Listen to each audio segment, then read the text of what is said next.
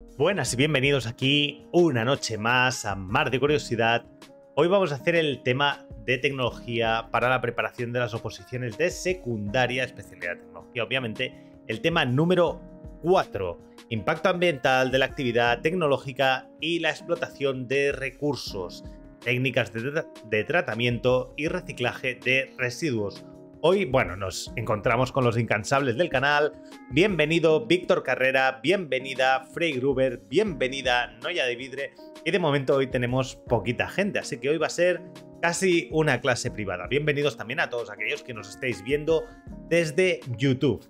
Así que bueno, nada, como sabéis, este forma parte de los 71 temas que os encontraréis en una lista de reproducción de temario de secundaria. Y nada, pues con esto empezamos. Muy bien. Pues nada, este es el tema que os he dicho y vamos a ver cómo está dividido este temario. Recordad que esto está adaptado para el nuevo currículum de la LOMLOE y por lo tanto incluye cuestiones de la Agenda 2030 y otras cuestiones adicionales. Por eso se ha hecho un poquito este cambio, ¿no? Bueno, vamos a ver el tema de impacto ambiental de la actividad tecnológica y la explotación de recursos. Vamos a ver los impactos ambientales globales, como es el cambio climático, la contaminación, los daños en la capa de ozono, la pérdida de biodiversidad, generación de residuos y agotamiento de los recursos naturales. Después veremos que nos hablan de los impactos de las actividades específicas, como por ejemplo la extracción de recursos geológicos, la minería, o la generación de energía. También daremos un poquito de hincapié en soluciones para reducir el impacto ambiental, pues evaluación ambiental, ecoeficiencia del sector industrial, economía circular y objetivos de desarrollo sostenible, que sería un poquito lo que englobaría todo esto. Después veremos en un apartado 2 las técnicas de tratamiento y reciclaje de residuos, prevención y gestión de residuos, definición y clasificación de residuos, a jerarquía en el tratamiento de residuos, gestión de residuos y después tipos de tratamiento, pues el reciclado, la valoración energética, la eliminación en vertedero controlado y la eliminación mediante incineración y tratamiento de residuos especiales.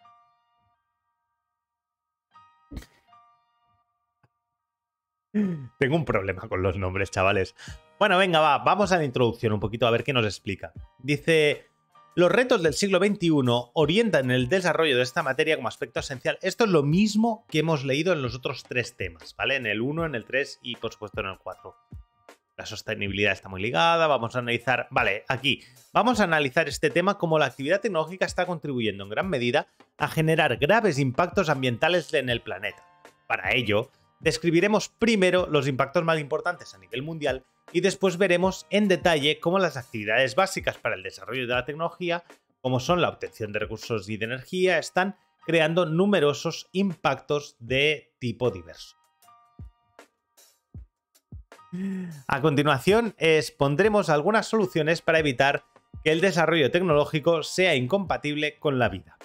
Entre estas soluciones es muy importante la prevención y gestión de residuos, que evita la contaminación del medio y reduce la necesidad de materiales y energía.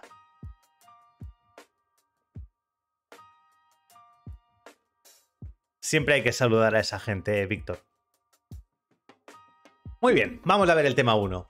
Dice, impacto ambiental de la actividad tecnológica y la explotación de recursos. Dice, el impacto ambiental de las actividades humanas se puede analizar desde el punto de vista del impacto o desde la actividad. Vamos a hacer una doble visión, describiendo en primer lugar algunos de los grandes impactos globales que se generan en el planeta como consecuencia de las actividades humanas y analizando posteriormente cuáles son las consecuencias concretas sobre el medio de alguna de estas actividades. Por último, se enumerarán algunas de las soluciones que existen para disminuir estos impactos. La verdad es que se nota que estamos en junio, chavales, se nota. Necesitáis vacaciones, se nota. Pero bueno, pronto llegamos, pronto llegamos. Vale, impactos ambientales globales. Vamos a hablar primero de los impactos ambientales que afectarían de forma global, de forma no específica. Dice, se enumeran a continuación algunos de los impactos ambientales que se generan a nivel mundial como resultado de la actividad tecnológica y de la explotación de recursos. Recordad que cuando hablamos de actividad tecnológica nos referimos sobre todo a esa actividad tecnológica de producción y uso de materia prima. Pero bueno, nada. Dice cambio climático, ¿no? Dice el cambio climático es una modificación a largo plazo de la temperatura y de los patrones climáticos del planeta como consecuencia de las actividades humanas. Recordad que en inglés climate change hay uno que es con mayúscula y uno sin mayúscula. El cambio climático con minúsculas es lo que nosotros llamamos la variación climática. Es decir, ¿cuánto varía el clima? El clima varía, pues, y lleva variando millones de años, miles de millones de años. ¿Vale? Si se hubiera quedado el clima como cuando se formó la Tierra, pues no estaríamos muy a gusto. ¿Vale? A eso se le llama variación climática. Es como varía el clima de forma normal, natural, sin trabajo externo de las personas. Cambio climático en inglés con mayúscula, climate change con mayúsculas, es el cambio climático, la variación climática que produce la actividad humana, ya sea mucho o ya sea poco. Es el que hace la actividad humana, ¿de acuerdo? Por lo tanto, la actividad, cuando hablamos de cambio climático en castellano, siempre es el que produce la gente. Si hay un volcán que tira un montón de dióxido de carbono y tira humo a la atmósfera y polvo y tal, eso no provoca cambio climático, porque eso sería variación climática. No sé si me explico. Dice, el origen del cambio climático está en el calentamiento global provocado por el efecto invernadero. Este es un fenómeno natural que consiste en que parte de la energía emitida de la Tierra en forma de radiación infrarroja es absorbida en la atmósfera por las moléculas de algunos gases y devuelta a la superficie, como por ejemplo, sobre todo todos los gases que son de 3 átomos. El H2O, el agua, el CO2, el O3, el ozono también genera cambio climático. Otros materiales más largos, como por ejemplo el metano también. Dice, en la atmósfera, por las moléculas de algunos gases y de vuelta a la superficie. Estos gases, entre los que están el dióxido de carbono, en el metano y los óxidos de nitrógeno, son los que se conocen como gases de efecto invernadero, y su presencia mantiene el planeta con una temperatura adecuada para la vida. Sin CO2 en la atmósfera, sin agua en la atmósfera, que provocase un cierto calentamiento global, nos congelaríamos, nos helaríamos. Prácticamente no habría sitio donde se pudiera vivir en este planeta. Así que un cierto nivel no solo es bueno, es necesario. Sin embargo, el aumento de las emisiones a la atmósfera de dióxido de carbono, asociado al uso de combustibles fósiles, está incrementando la temperatura global del planeta, lo que tiene, entre otras consecuencias, la alteración de los patrones climáticos globales. Esto conduce a periodos de sequía más prolongados y a fenómenos meteorológicos extremos e impredecibles. Sobre todo, yo me quedaría más que con sequías largas, tal, no. Es simplemente que hay más energía en el sistema, y al haber más energía en el sistema, los cambios son más extremos. Donde antes a lo mejor no había tornados, pues ahora puede haber. Donde antes había sequía, a lo mejor ahora hace un tiempo maravilloso. ¿Vale? No todo tiene que ir a peor en todos lados simultáneamente. Sí que es verdad que de forma global podemos entender que a lo mejor no es bueno. Que tendrán a su vez consecuencias sobre la agricultura, los ecosistemas y en definitiva la supervivencia de la especie humana. ¿Vale? Muy bien. Dice contaminación.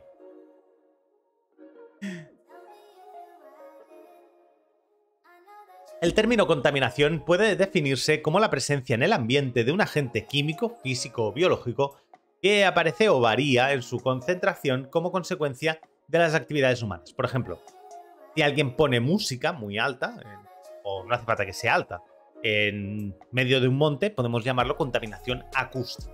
Es que en un sitio donde no había algo, alguien está emitiendo pues, actividad, ya sea a través de algo físico, como puede ser el sonido, o deja una botella ahí en medio, lo que sea, ¿sabes?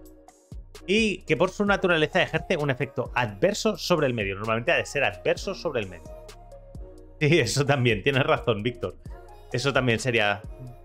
Venga, vamos a la contaminación atmosférica, contaminación de la atmósfera. Dice, el desarrollo tecnológico e industrial han aumentado considerablemente la contaminación en la atmósfera, por lo que resulta necesario un control de estas emisiones para evitar o minimizar sus efectos nocivos.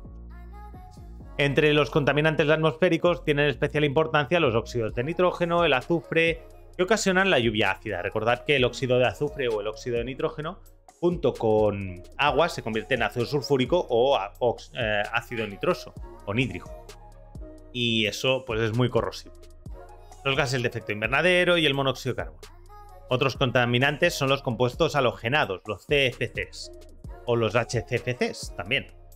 Los compuestos orgánicos volátiles, como el benceno, el touleno, el diclorometano, etc. Las partículas como los asbestos. Recordad que el asbesto puede producir puede producir cáncer de pulmón, debido a que es un material que es muy difícil desintegrarlo dentro del cuerpo. El hollín, el ozono de origen antropogénico. Hay una máquina que produce ozono, y el ozono, pensad que es venenoso. Es bueno para la vida, es necesario para la vida, pero el ozono a nivel de baja altura es venenoso. Y lo producen una gran parte de las impresoras. Las impresoras generan ozono. Las dioxinas, etc. Contaminación del suelo. Dice, la contaminación de las aguas y los suelos está asociada a los vertidos urbanos, industriales, ganaderos y agrícolas, así como la explotación y el transporte de recursos naturales. Dice la Freigruber, dice, el típico vecino juerguista al que le quiere sacar. Sí, exacto. Es muy frecuente la presencia en el suelo de metales pesados altamente nocivos, como el cadmio. El cadmio es venenosísimo, pero venenosísimo. Es más, una de las bombas más chungas que hay son las de cadmio. Pero bueno, o el mercurio, o los contaminantes orgánicos como los fenoles, u otros compuestos aromáticos y de ácidos provenientes de la lluvia ácida. A causa de la lluvia ácida están las emisiones de óxidos de nitrógeno y azufre por parte de industrias y automóviles. Yo diría por parte de cualquier combustión a alta temperatura. El de azufre no, el de azufre es por casi cualquier combustión de un producto que tenga azufre, obviamente. Incluso los árboles.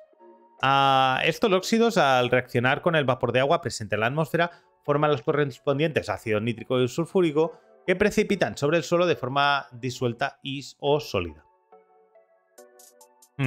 También son fuentes de contaminantes los plaguicidas y fertilizantes utilizados en la agricultura, así como los procesos de extracción y tratamiento de minerales.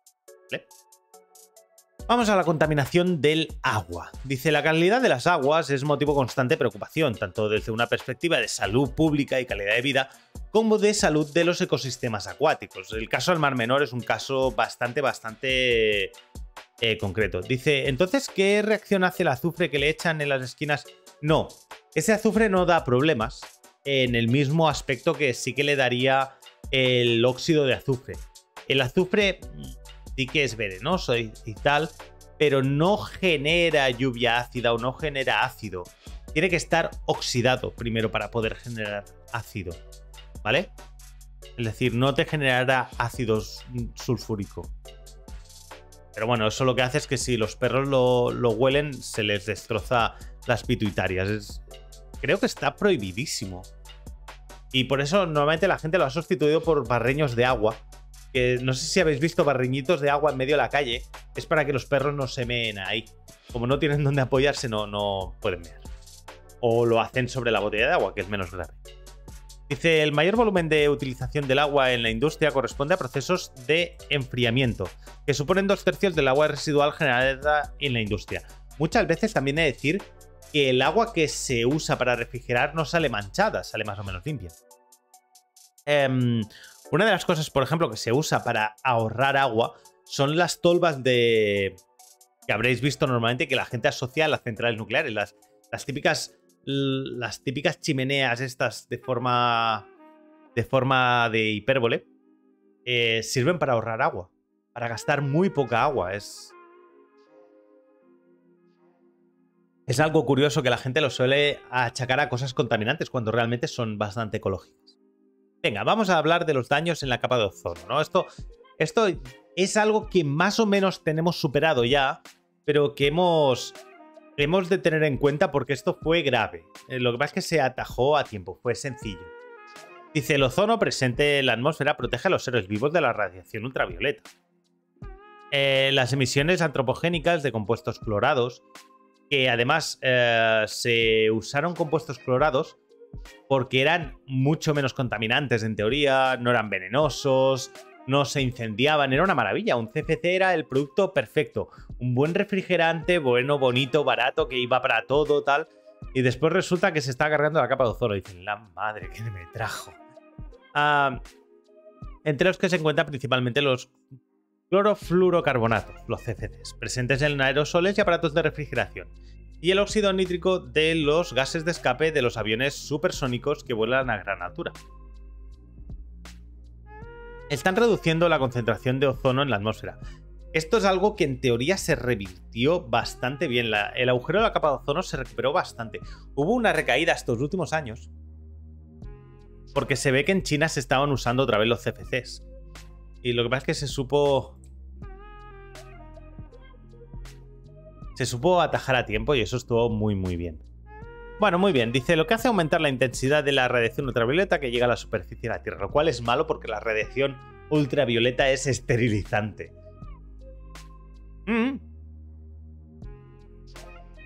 No tiene nada que ver una cosa con la otra. Venga, pérdida de biodiversidad. Dice, es la disminución de la diversidad biológica, que se mide generalmente como la riqueza de especies que existen en un lugar determinado. Normalmente los humanos consideramos que cuantas más especies diferentes haya, mejor. Esto suele ser porque dan más variabilidad. Recordad que las especies en un ecosistema están o se mantienen de forma caótica y cuantas más especies hay y más interligadas están entre ellas, más fácil es que se mantengan los equilibrios inestables. Cuando hay pocas, a la que una crece un poco, la otra cae o se desploma o sube y se hunde el sistema. Hace el sistema menos estable. Aunque es importante también tener en cuenta su abundancia relativa y la composición de especies del ecosistema. También hay especies que consideramos que son mejores cuando nos las encontramos, ya que requieren ecosistemas más limpios, etc. En definitiva, podemos decir que la biodiversidad global del planeta se está reduciendo debido a múltiples causas, principalmente a la pérdida o alteración de hábitats, que lleva a la desaparición de especies tanto a nivel local como a nivel global. Los hábitats pueden verse alterados fundamentalmente por un cambio de uso del terreno con el fin de destinarlo a la actividad agropecuaria o a la construcción de infraestructuras. Sapo en Australia. Este caso no me lo conozco. En las últimas no destruyen tanta superficie de hábitat como la agricultura, pero sí que producen la fragmentación. Esto... por ejemplo, hay carreteras que usan pasos para las especies. Por ejemplo, que tienen una subida y una bajada que permite el paso de especies por debajo de la carretera para intentarnos generar islas ecológicas que minan la biodiversidad. Muy bien, estas últimas no destruyen tal. Por ejemplo, a través de la construcción de carreteras o presas, impidiendo a seres vivos desplazarse entre dos áreas que estaban anteriormente conectadas. Como consecuencia, las posibilidades de supervivencia de estas especies pueden verse muy reducidas. ¿Vale? Luego hablaremos también de la generación de residuos.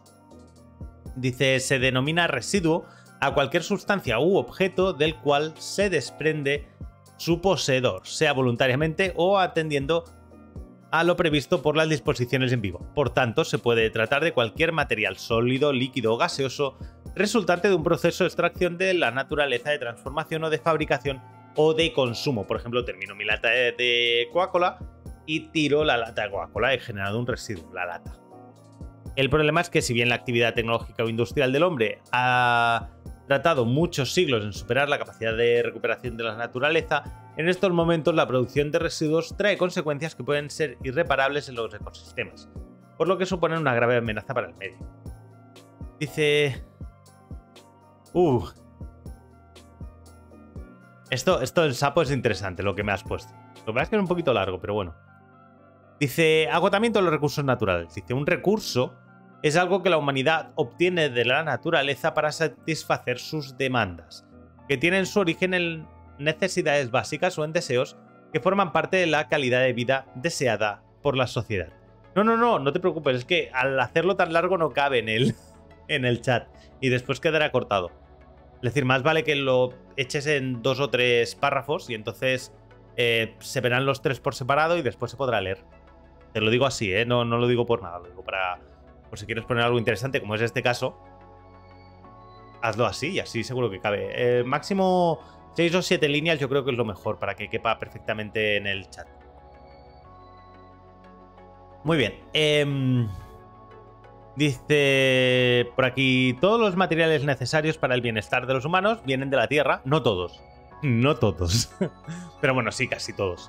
ya sean alimentos, agua, vestidos, viviendas, automóviles, aviones, electrodomésticos, ordenadores de papel, bla, bla. Casi todos los materiales que utilizamos suponen el uso de muchos de otros materiales, eso es verdad, así como fuentes de energía que permitan su extracción y procesado.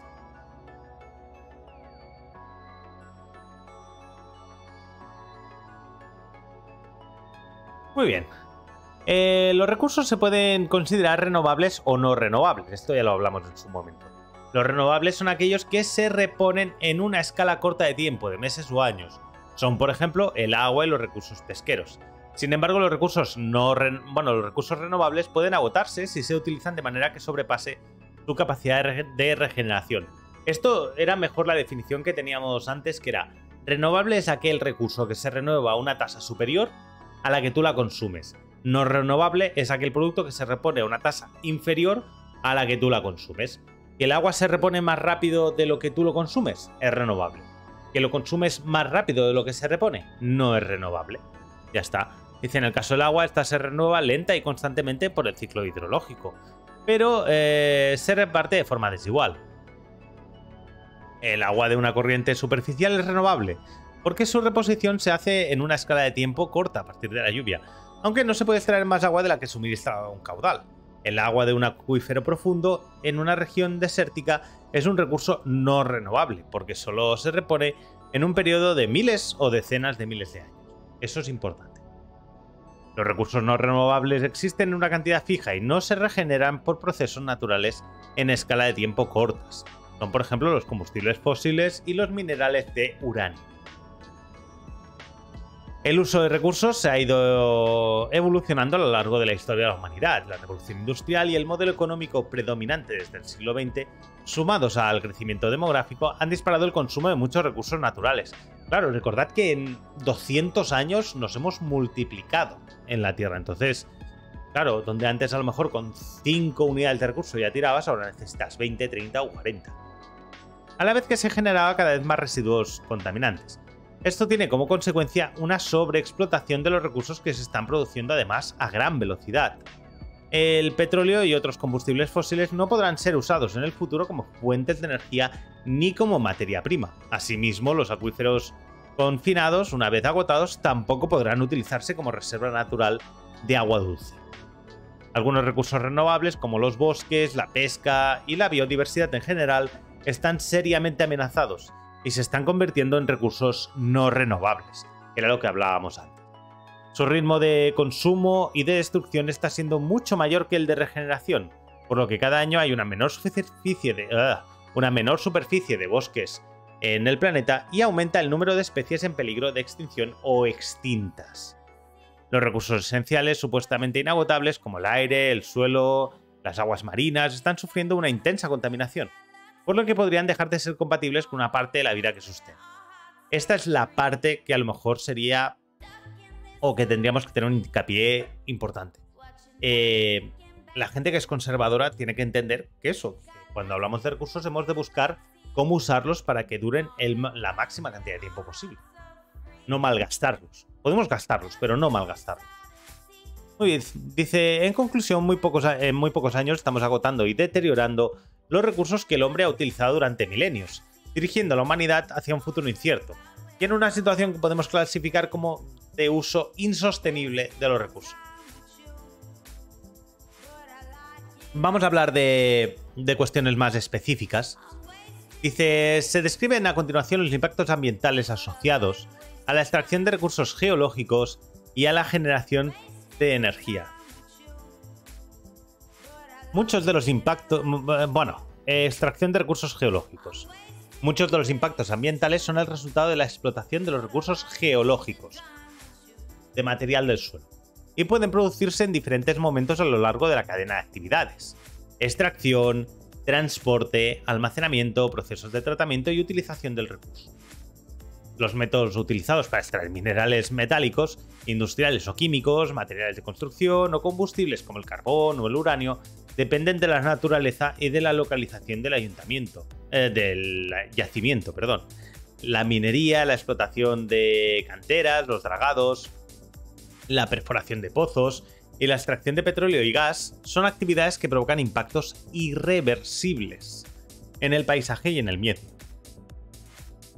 Por ejemplo, en Murcia creo que está la zona de las canteras, que ha tardado décadas en recuperarse y empezar a tener por fin vegetación. Se recupera, pero tarda mucho tiempo. Y hace que ese entorno sea poco válido para la vida durante bastante tiempo. Porque tiene que volver a generarse suelo, tienen que aparecer plantas, tiene que generarse suficiente sustrato y entonces le empiezan a tener ya árboles y tal. Tardas décadas en recuperarlo. Directamente relacionado con las actividades de extracción está el vertido de estériles que suele acompañarla, que es el suelo estéril, el suelo sin ningún tipo de capacidad de generar plantas en su superficie durante mucho tiempo. Es como tirar suelo volcánico. Tardas mucho tiempo en volver a tener plantas decentes. Además, pueden ser necesarios diferentes procesos sobre el material extraído. Por ejemplo, en la mayoría de las minas metálicas se extrae una mena que contiene solo una pequeña proporción del metal, frecuentemente menos del 1% del material a extraer. 1-2% para el tema del hierro o el oro. El oro creo que era una miseria. Creo que con 0,1% ya te valía. Era una miseria.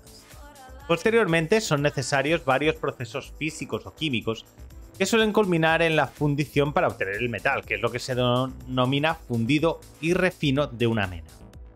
Es decir, aquí tienes que echarle muchísima energía, muchísimo producto y demás. Muy bien.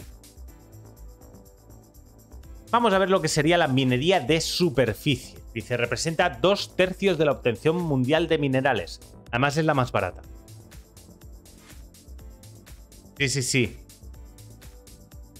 Hay un programa que es el de... que lo veía antes, que era el de los mineros canadienses del oro. Es una locura, es una maldita locura. La cantidad de hectáreas y hectáreas y hectáreas y metros cúbicos de material que se pasan refinando para sacar nada, 20-30 kilos. Y es como... ¡guau! Hemos sacado 20 kilos, tal. Y están en plan una locura. Representa 2/3 de la obtención mundial de minerales. Tal. El término cantera se utiliza para explotaciones a cielo abierto de las que se extraen rocas de construcción o gravas. Entre sus impactos están contaminación atmosférica, producida por las emisiones de las máquinas, por las voladuras y por las partículas sólidas que se producen en el proceso. Muy bien, contaminación acústica y vibraciones, debido a las voladuras. Contaminación del agua, un ejemplo del drenaje ácido de las minas que sucede cuando el agua pasa por las minas o por las escombreras de estériles, que contienen determinados minerales como la pirita, la marcasita, la pirrotina, etc. ¿no? Estos minerales, al haber quedado expuestos a la oxidación por aire húmedo, reaccionan y dan ácido sulfúrico. Este es el gran problema. Entonces te acidifican la zona. De manera que el agua que pasa por las minas o escombreras se acidifica y acaba llegando a los ríos o arroyos y al sistema de aguas subterráneas. Otros contaminantes como el arsénico, plomo, cadmio o mercurio pueden alcanzar los arroyos y aguas subterráneas desde las minas o las plantas de tratamiento mineral. Es decir, todo lo que mueves te contamina. Hay que tener mucho cuidado con las escombreras. Y el problema es que como son tantas, cuesta mucho gestionarlas. Impactos sobre el suelo, dice, en las zonas cercanas a la explosión se puede producir contaminación química del suelo. También aumenta la erosión del suelo, etc. Vale. Dice, impactos sobre la flora y la fauna, ¿no? Dice, se produce alteración y eliminación de hábitats. Como consecuencia, la contaminación del suelo, la deforestación y la contaminación acústica. Impactos sobre el paisaje. Dice, las explotaciones a cielo abierto generan importantes impactos visuales sobre el paisaje, además de impedir que en esta zona se desarrollen otro tipo de actividades, que es lo que hemos estado hablando. Es decir, cuando tú tienes una mina en ese sitio, ahí solo puedes tener una mina. Va a ser muy difícil que generes algún tipo de actividad en el mismo sitio y tal. Dice, destacan por su frecuencia y grandes dimensiones las canteras. Existe un tipo de minería en terrazas denominado minería en socavón, que es bastante interesante, que consiste en extraer material de la cima de las montañas y verterlo al fondo del valle. De forma que se van rebajando las montañas y elevando el nivel de los arroyos. Claro, lo que te puede hacer mover el nivel y el circuito de un arroyo. O sea, que te puede montar bastantes problemas. Un segundo. Muy bien. Incremento de riesgos geológicos. Dice, los cambios morfológicos del terreno y la alteración de la cubierta vegetal incrementan el riesgo de deslizamientos, desprendimientos y avalanchas, inundaciones y otros eventos geológicos de carácter catastrófico. Bueno, la minería subterránea, que es menos invasiva, pero bueno, también genera sus problemas. Dice, implica un sistema de operaciones bajo superficie con el fin de extraer cualquier recurso mineral sólido que se encuentre a cierta profundidad. En la mayoría de las minas, la extracción de la mena y el desarrollo de la mina suponen la perforación, voladura y extracción del mineral. Consumen agua y energía, lo cual es normal, ¿vale? Hay riesgo y accidente. Dice, la minería subterránea es peligrosa debido a la potencial caída de rocas, los hundimientos y la acumulación de gases venenosos o explosivos como el metano y el monóxido de carbono. Por eso se usaba normalmente lo del pajarito. El pajarito normalmente se quedaba KO mucho antes que los mineros y entonces era el momento de salir por patas. La subsidencia, dice, es el hundimiento de la superficie terrestre como consecuencia de la extracción de minerales del subsuelo. Vale, es decir, tú vacías el suelo, claro, al final lo que pasa es que se hunde el terreno.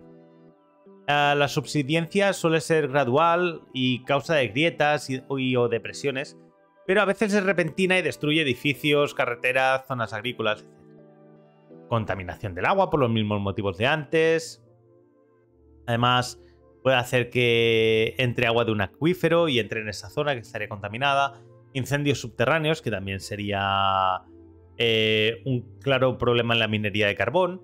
Emisión de gas radioactivo, eso también puede ser un problema, sobre todo en minería de uranio. Y entonces, bueno, también tenemos el dragado y minería marina, ¿vale? Para minas que estén bajo el nivel del mar. Dice, el dragado es la extracción de minerales poco consolidados de los ríos, arroyos, lagos, mares poco profundos. Dice, estos métodos se utilizan para la explotación de arenas y gravas para obtener minerales como el óxido de estaño, la casiterita, oro y diamantes. El proceso puede alterar completamente el lecho del río o fondo del mar y dispersa grandes cantidades de arenas finas y limos, que pueden tener efectos muy negativos sobre los seres vivos del medio acuático. Y podemos destruir grandes zonas de terreno que, por ejemplo, peces y demás usasen para reproducirse. El proceso puede alterar completamente el lecho del río o fondo del mar y dispersar grandes cantidades de arenas finas o limos. Vale, ok. Venga, perforación de pozos. Dice, la perforación de pozos es un método de explotación de recursos líquidos y gaseosos, como el agua, el petróleo o el gas natural, ¿no? También tenemos la subsidencia del terreno, hundimiento del terreno. Surgencia eruptiva, dice, se produce cuando se encuentra de modo inesperado una acumulación de petróleo o gas a alta presión y estos salen disparados por la boca del pozo. Es decir, haces un boquete y de repente te pega un chupinazo para arriba. Tiene un alto riesgo de incendio y contaminación grave de la zona circundante. En las explotaciones marinas se pueden producir así vertidos de petróleo de gran... Es lo que pasó, creo, en México no hará muchos años. Un vertido enorme de PP fue por esto. Incendios del pozo petrolífero. Dice, los humos generados causan daños en la salud y en la agricultura.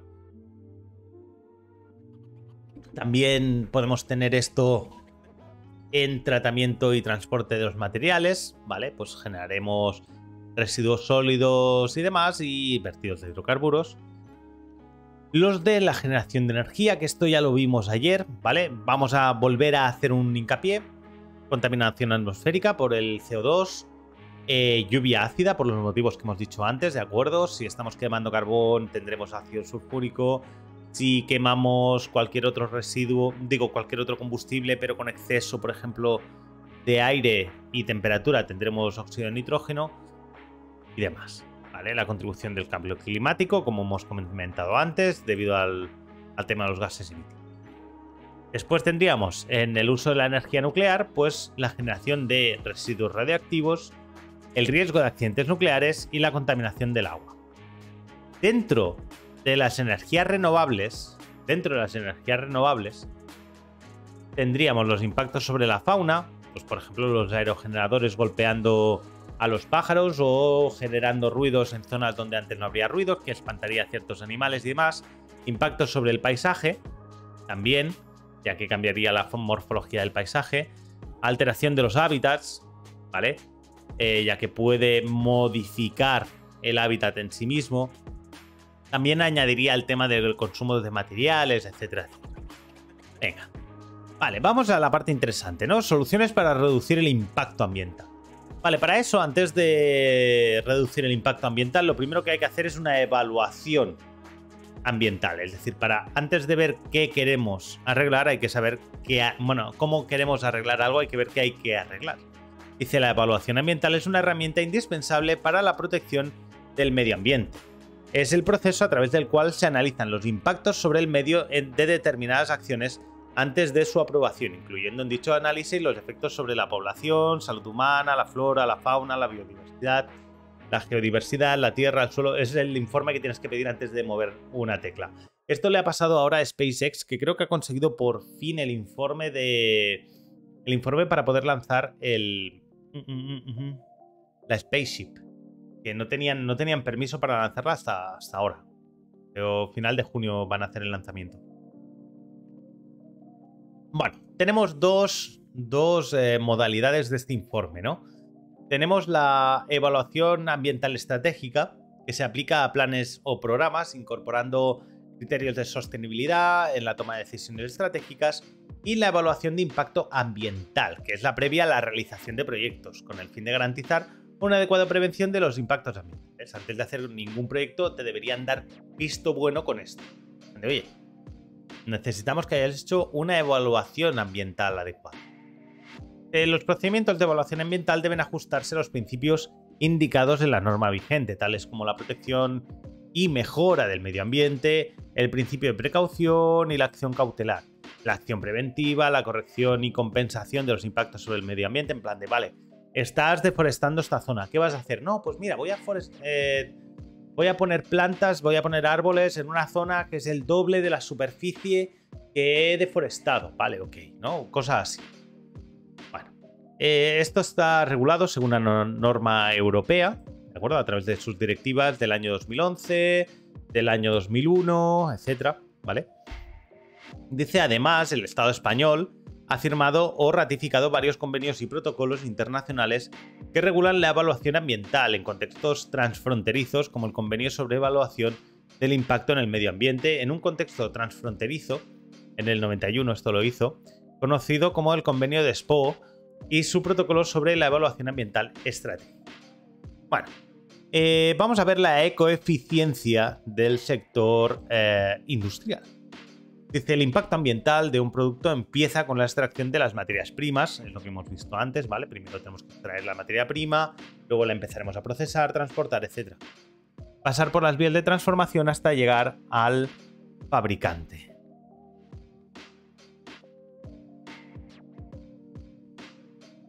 El producto acabado se envía al envasador y a través de un proceso de distribución llega finalmente al consumidor y es utilizado o consumido. Una vez finalizada su utilidad, el producto o su envase se convierten en un residuo que ha de ser gestionado adecuadamente. Esto, por ejemplo, lo hacía Ecoembes.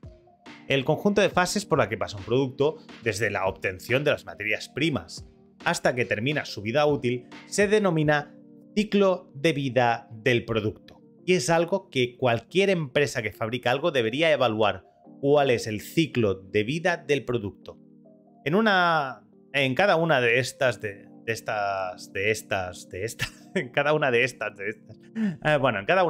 etapas se puede estar utilizando recursos y energía generando emisiones o residuos.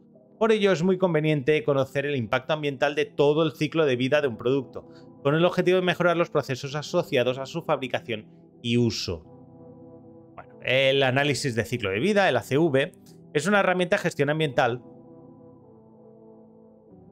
cuyo objetivo es el estudio de todos los impactos ambientales asociados a un producto y se basa en la recopilación y evaluación de las entradas y salidas de materias primas, energía, emisiones, residuos a lo largo de todo su ciclo de vida. Y no solo del producto, sino de la línea de producto, es decir, qué residuos hemos generado para producir la primera unidad hasta que la última unidad sea totalmente destruida. Ese es un estudio correcto del ciclo de vida de un producto. Eso cuesta pasta. Ya, la eólica no es tan bonita. ¿Por qué? Porque cuando haces el estudio de qué haces después con las palas, que son de fibra, la cosa deja de molar tanto.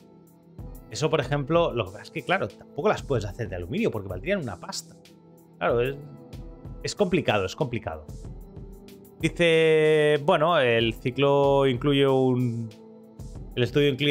un ciclo completo del producto, es decir, las etapas de extracción, procesado de materias primas, producción, transporte y distribución, uso, reutilización y mantenimiento, reciclado y disposición final. De este modo, el análisis del ciclo de vida permite reducir el impacto ambiental global del producto, minimizando el uso de materias primas y energías y la generación de residuos. Esto permite diseñar productos respetuosos con el medio ambiente o ecoproductos. Claro, es decir, cuando tú llegas al final de la vida útil y dices, he terminado toda la vida útil del producto y todos los residuos han sido reutilizados, han vuelto a empezar su ciclo, etcétera, etcétera. Y entonces dices, vale, mi producto genera poco impacto ambiental una vez termino su ciclo de vida. Pues a lo mejor he generado CO2 o extraído en su mina y tal, pero el producto sigue circulando, ¿vale? Sin problema. Que al terminar el ciclo de vida todo el producto se convierte en residuo y no le puedo dar ningún tipo de uso y he de dejarlo apartado. Por ejemplo, en las aspas de los aerogeneradores, tengo un problema. Debería mirar a ver si las hago de otra cosa. Pues dice, hagámosla de cuentos y sueños. No estaría mal, pero creo que son poco resistentes a la flexión los sueños. Por otro lado, si una empresa quiere reducir de manera integral el impacto ambiental derivado de su actividad, aparte de mejorar sus procesos, deberá tener en cuenta los impactos correspondientes de sus proveedores. Es decir, oye, proveedor de aluminio, ¿cuánta energía gastas para darme 1 kilo de aluminio? SEAT, por ejemplo, una de las cosas que hacía era calcular el CO2 de pieza. Le preguntaba, oye, ¿cuánta energía tal? Oye, ¿a qué distancia estás? Oye, tal. Y entonces lo que hacía era decir, vale, entre la empresa A y la empresa B, que la empresa B está a 100 kilómetros más cerca que la empresa A, cojo la empresa B, porque está más cerca. Ya está. Eso era uno de los criterios, porque emitía menos CO2. Si todo lo demás era igual. Si había temas de precio, ahí se lo miraba. Distribuidores y consumidores, incluida la gestión de residuos por parte de todos ellos. La coeficiencia se puede resumir como producir más con menos, utilizar menos energía y recursos naturales en el proceso productivo y reducir los desechos y la contaminación, ¿no? Bueno, ahora vendría a explicarnos lo que sería la economía circular. ¿Vale? Vamos a comentar qué es la economía circular. Dice, el modelo económico actual es un modelo lineal. Cojo, uso, gasto, tiro, ¿vale? Basado en extraer... todo buen departamento de compras sabe que si es más barato contamina menos. Y eso te lo dice del 90% de todo el personal de compras del 90% de las empresas. El otro 10% está buscando un nuevo empleo, ¿sabes? En plan de... Le va a su jefe, no, contamina menos y tal, ya, pero que cuesta el doble. Ya, pero es más eco-friendly que cuesta el doble. Que te vas a la calle y tú, oh, mierda. Bueno, este modelo es agresivo con el medio ambiente y agotará las fuentes de suministro tanto materiales como energéticas. Además, este tipo de economía hay una fuerte dependencia de las materias primas, lo que conlleva un riesgo asociado al suministro, precios elevados de las mismas y con mucha volatilidad, así como una reducción significativa del capital natural, además de las consecuentes pérdidas económicas. Por esta razón es necesario iniciar una transición para pasar de la economía lineal a la economía circular, lo cual tiene sentido. Por ejemplo, si a mí el aluminio me cuesta mucho dinero conseguirlo, tirarlo tal cual puede serme poco rentable en el medio largo plazo. Oh, es que cada lata me ha costado 1 céntimo o 0,1 céntimos. Ya, sí, pero ¿cuántas tiras? ¿Cuánto te costaría recuperarlas? Hay que tener cuidado con eso, hay que tener cuidado.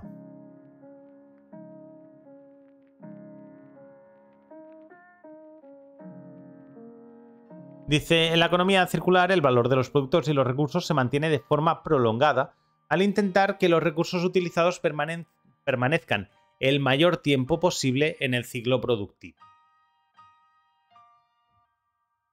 Sí, básicamente.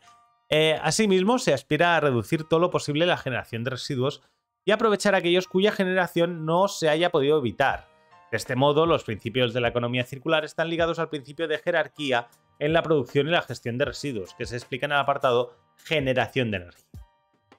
Así, se extraen materias primas, se fabrican productos y de los residuos generados se recuperan materiales y sustancias que posteriormente se reincorporan al proceso productivo de forma segura para la salud humana y el medio ambiente.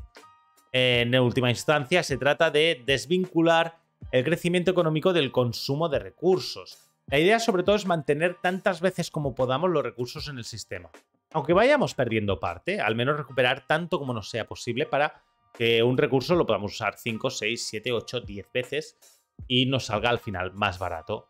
Y si no más barato al bolsillo, sí más barato en cuanto a el uso y mal gasto de residuos, de materias primas y conversión en residuos. Muy bien, objetivos de desarrollo sostenible.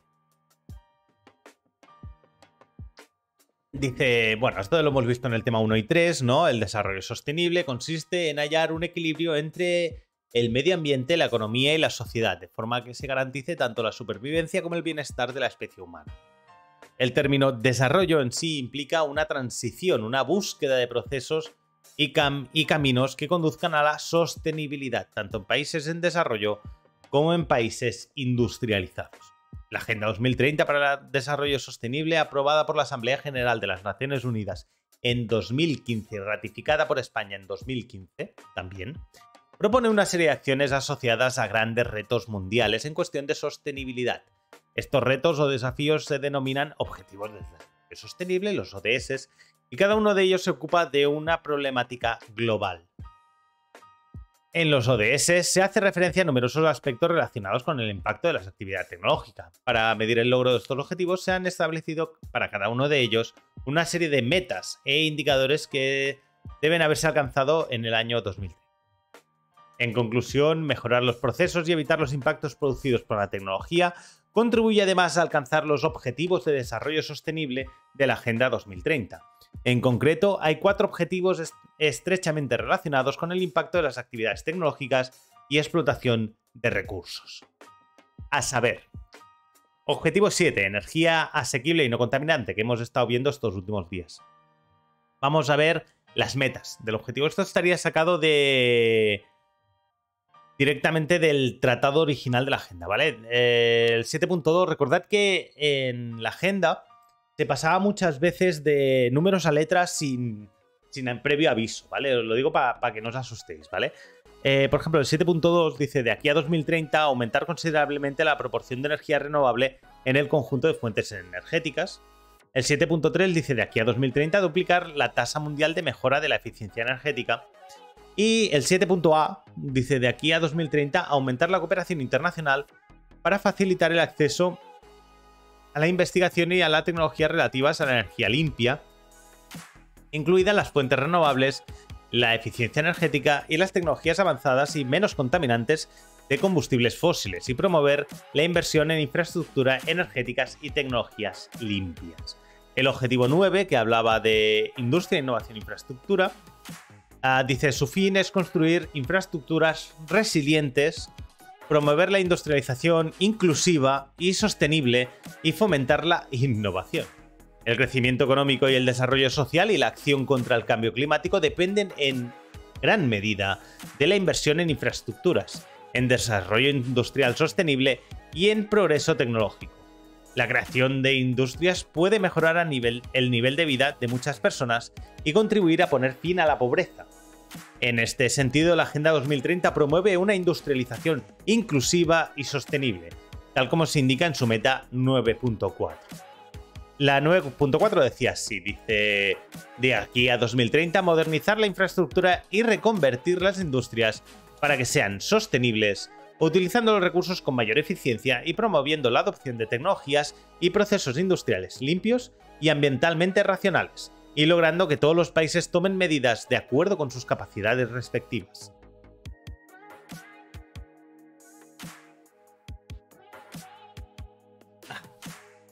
Y después tendríamos el objetivo número 11, ciudades y comunidades sostenibles.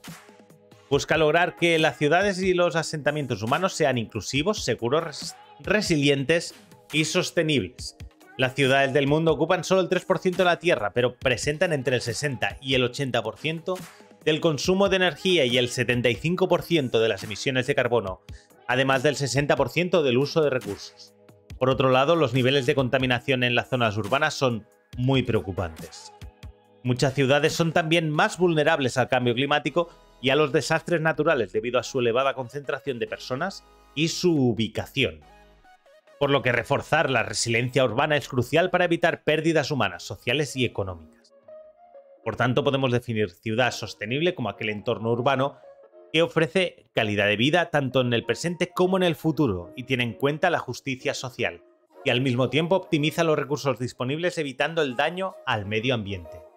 Entre las metas del objetivo destacan por su relevancia en este tema. 2 puntos. La 11.6 dice de aquí a 2030 reducir el impacto ambiental negativo per cápita en las ciudades, incluso prestando especial atención a la calidad de aire y gestión de los desechos municipales y de todo tipo. Y después el 11.c dice proporcionar apoyo a los países menos adelantados, incluso mediante asistencia financiera y técnica, para que puedan construir edificios sostenibles y resilientes utilizando materiales locales. Después también teníamos el objetivo 12, ¿no? Dice producción y consumo responsable. Recordad, el consumo siempre es responsable.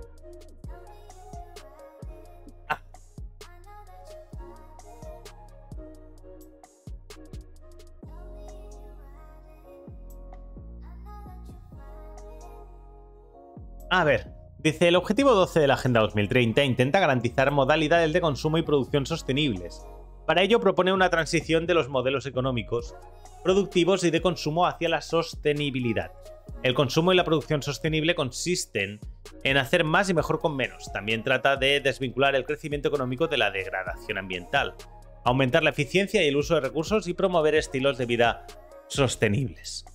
Este reto requiere enfoques de economía circular diseñados para reducir o eliminar los residuos y la contaminación y regenerar los sistemas naturales. Esta transformación también puede contribuir de manera sustancial a la mitigación de la pobreza y a la transición hacia economías verdes con bajas emisiones de carbono. Las empresas deben encontrar modalidades de producción sostenibles, analizando los ciclos de vida de los productos para comprender sus efectos ambientales y mejorar los procesos, así como reduciendo el uso excesivo de embalaje. También pueden utilizar su poder innovador para diseñar soluciones que inspiren y motiven a las personas a llevar estilos de vida más sostenibles. Madre mía. Dice, muchas de las metas de este objetivo hacen referencia a la reducción del impacto ambiental y el uso de recursos, tal. El 12.2 dice, aquí a 2030, lograr la gestión sostenible y el uso eficiente de los recursos. Y el 12.4 que dice, lograr la gestión ecológicamente racional de los productos químicos y de todos los desechos a lo largo de su ciclo de vida. ¿Por qué siempre salta esta canción? Bueno. 12.5 dice de aquí a 2030 reducir considerablemente la generación de desechos.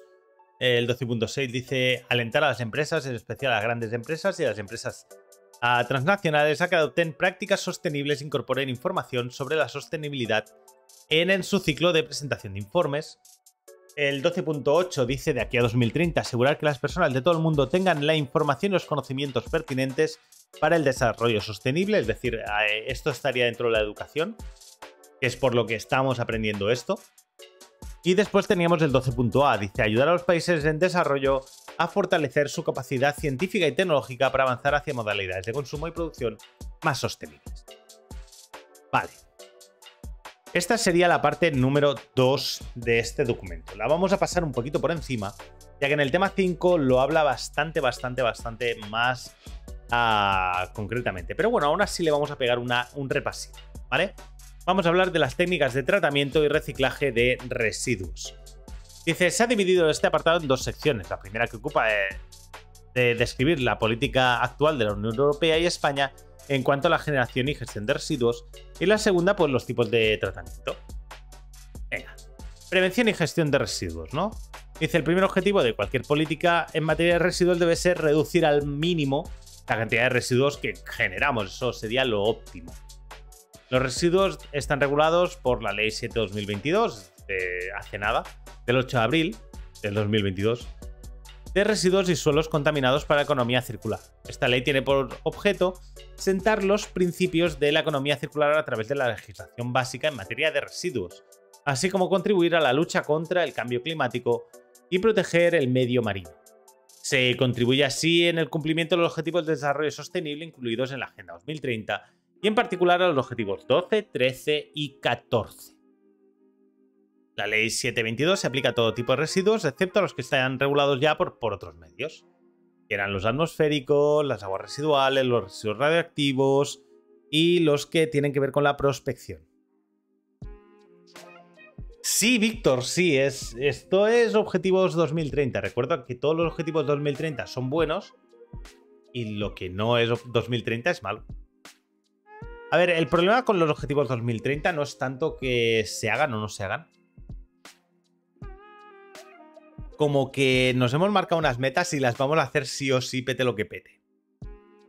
Y no sé si estamos preparados para ello, pero de momento esto es un temario que hay que aprender. Nos guste o no nos guste, hay que aprenderlo. Venga, definición y clasificación de residuos. Dice, la definición de residuo es cualquier sustancia o objeto que su poseedor deseche o tenga la intención o la obligación de desechar.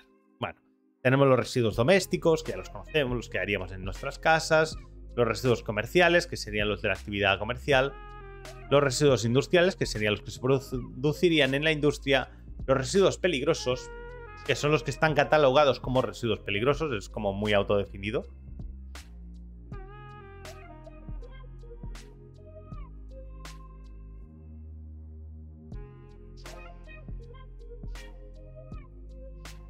Ya. Bueno, es que ahora precisamente la reducción de consumo energético es parte de los objetivos 2030. Los aceites usados y el biorresiduo. Luego tenemos la jerarquía, ¿no? ¿De qué a qué haríamos primero? Pues, por supuesto, primero intentaríamos luchar por la prevención, la reducción del residuo, ¿de acuerdo? Reducir la cantidad de residuos, reducir los impactos adversos, reducir el contenido de sustancias nocivas, ¿vale? Obviamente aquí lo que intentamos es tener la mínima cantidad de residuos, el menor impacto y que sean más sencillos de reutilizar y menos dañinos para el medio ambiente y el entorno. Dice, un caso que preocupa especialmente en la actualidad es el gran volumen de residuos de plástico que generan y que acaban de forma dispersa en el medio marino, sobre todo microplásticos y demás. Al ser materiales poliméricos, su degradación es extremadamente lenta y su presencia altera los ecosistemas naturales. Por ello, la Unión Europea publicó en 2019 pues, una directiva para intentar luchar contra ello. Recordemos que el mayor emisor de plásticos al medio marino es la India y China, con diferencia. Y tenemos una empresa que ya estaría trabajando en intentar reducir no las emisiones, pero sí el vertido. Preparación para la reutilización, que estaría interesante, ¿vale? La revalorización de estos residuos. Luego tendríamos el reciclado. Y por último tendríamos pues cualquier tipo de valorización, incluso la valorización energética, que es quemar el producto. De hostia, pues si lo quemamos a una cierta temperatura, de una cierta manera, vamos a emitir la cantidad mínima de residuos posible y podremos eliminar este residuo que de otra manera pues nos generaría un montón de problemas. Muy bien. Y por último, pues tendríamos la eliminación. Cuando algo no lo hemos podido reutilizar de ninguna manera, pues lo eliminamos, lo soterramos, etc. ¿Vale? Lo ideal es que esto sea lo mínimo posible. Y bueno, la gestión de residuos. Dice, la gestión de residuos abarca la recogida, el transporte, el tratamiento, ¿de acuerdo? Y aquí englobaría todo lo que hemos visto anteriormente. Bueno, vamos a los tipos de tratamiento. Pues tenemos el reciclado, que sería coger un producto y transformarlo, ¿vale? Dice, mediante el reciclado los materiales de residuos son transformados de nuevo en productos, materiales o sustancias, ¿de acuerdo? Es decir, cogemos un producto y lo transformamos. Hay que transformar el producto, ¿vale? No podemos usarlo tal cual. No es reutilizar, es reciclar, ¿vale? Se explican a continuación, pues, cosas que podríamos hacer. Pues con los materiales poliméricos, con plásticos, ¿no? Denominados plásticos, en lenguaje común, son sustancias formadas por polimerización o unión de moléculas formando cadenas. Este proceso se realiza de forma artificial y a la sustancia resultante, el polímero, se le añaden aditivos que modifican sus propiedades y mejoran su resistencia, dándole mejor valor comercial, etcétera, etcétera. Pues, ¿qué tipos de reciclaje tendríamos?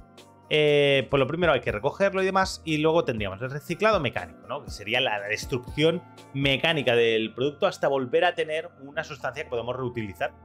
¿Vale? Que consiste en separar los distintos tipos de plástico y triturarlos y después volverlos a procesar para fabricar otro producto. Puede ser el mismo plástico o no. El reciclado químico, ¿de acuerdo? Que aquí sí que estaríamos destruyéndolo y devolviendo su forma primaria, destruyendo el polímero, ¿de acuerdo? Convirtiéndolo en monómeros. Pues la quimiolisis, ¿vale? Con disolvente, la hidroxigenación, que es la rotura de los polímeros, la gasificación, que es llevarlo casi a 900 grados, ¿vale? En presencia de aire o oxígeno. Y se transforma en un gas de síntesis que, bueno, lo podemos volver a transformar, pues, en otra vez un combustible o lo que sea. Y después la pirólisis, ¿vale? Luego tenemos el papel y el cartón, pues este ya lo conocemos más, recogida del papel, recogida del cartón, vuelta a las lejías, al agua, volver a reutilizar, etc. ¿Vale? Que gran parte del papel que se usa hoy en día es papel reciclado, lo cual reduce la cantidad de madera nueva que hay que cortar. Dice, el papel puede ser triturado y reciclado varias veces, sin embargo cada ciclo, del 15 al 20% de las fibras se vuelven demasiado pequeñas para ser utilizadas, por lo que se calcula que el papel virgen se puede reciclar un máximo de 5 o 6 veces, pero bueno, ya son 5 o 6 veces. Luego el vidrio, que este se puede reutilizar muchísimas veces, este tendría poco problema. La madera, que también tiene sus problemas. Materiales metálicos, que estos sí que tendrían una gran capacidad de ser reutilizados. Hierro, acero, aluminio, cobre. Esto básicamente es volver a fundir, volver a usar. Estos serían los más buenos para este tipo de proceso. Problema, que normalmente no están totalmente segregados, están mezclados con otros productos y eso da pues una serie de problemas, ¿vale? Bueno. Y bueno, otros residuos. Luego tendríamos, por lo que hemos hablado antes, de la valorización energética, que es incinerar el producto, generar calor, mover una turbina de vapor y, bueno, básicamente obtener electricidad o calor, simplemente calor. Y eliminación en vertedero controlado, pues según el tipo de residuo que sea, pues si es peligroso, pues llevarlo a vertederos de seguridad, donde estarán tratados de forma adecuada. Si son residuos no peligrosos, pues se pueden almacenar pues en lugares adaptados básicamente a que no sean peligrosos. O si son inertes, bueno, pues ya se vería qué se hace con ellos, ¿no? Muy bien. Eliminación mediante incineración, que sería quemarlos, pero quemarlos no para producir más energía, sino gastando energía para destruirlos. Y bueno, pues luego tendríamos para residuos especiales, pues por ejemplo los residuos peligrosos, pues si tenemos que hacerle un tratamiento físico, separándolo de algún tipo de producto, mezclándolos, lo que sea. Tratamientos químicos, ¿vale? Que sería muy parecido al de plásticos, ¿vale? Tratamiento de aguas residuales, que este en uso urbano es bastante habitual, ¿de acuerdo? Y tenemos bastantes tipos de tratamientos. Y los residuos radioactivos, que ya los hablamos el otro día. En el tema siguiente se habla de residuos bastante más en profundidad. Así que bueno, vamos directamente ya a la conclusión. Se han descrito los impactos ambientales globales más importantes y el modo en el que algunas actividades básicas para el desarrollo tecnológico están contribuyendo a la creación de estos impactos. Queda de manifiesto que si la humanidad mantiene el actual modelo económico y productivo, los problemas ambientales serán cada vez más importantes, poniendo en peligro la continuidad del propio sistema. Esto puede suceder por el agotamiento de los recursos naturales o debido a la consecuencia de los problemas ambientales sobre los ecosistemas y sobre la propia especie humana. Sin embargo, tenemos en nuestras manos ya algunas soluciones que se están aplicando y otras que pueden ser aplicadas para transformar el sistema productivo en general. Bueno, y en general las actividades humanas, hacia la sostenibilidad. Entre ellas están los Objetivos de Desarrollo Sostenible de la Agenda 2030, la economía circular y una adecuada política de prevención y gestión de residuos. El carácter interdisciplinar de la materia de tecnología contribuye a la adquisición en su conjunto de los objetivos de etapa y a la consecución del perfil de competencias. Esto lo hemos leído en los otros temas, ¿vale? Tampoco voy a darle mucha tarea porque esto ya no forma parte del tema en concreto. Muy bien, pues con esto terminamos el tema número 4. Así que bueno, vamos a despedirnos para la gente de YouTube.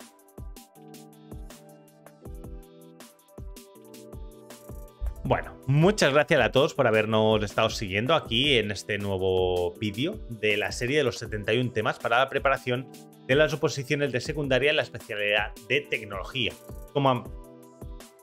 Como habéis visto, este tema es el de gestión de residuos y si queréis darle una vuelta os recomiendo que os vayáis a la página de Agenda 2030 y miréis sobre los Objetivos de Desarrollo Sostenible que se comentaban, el 7, el 11, el 12, el 13 y el 14.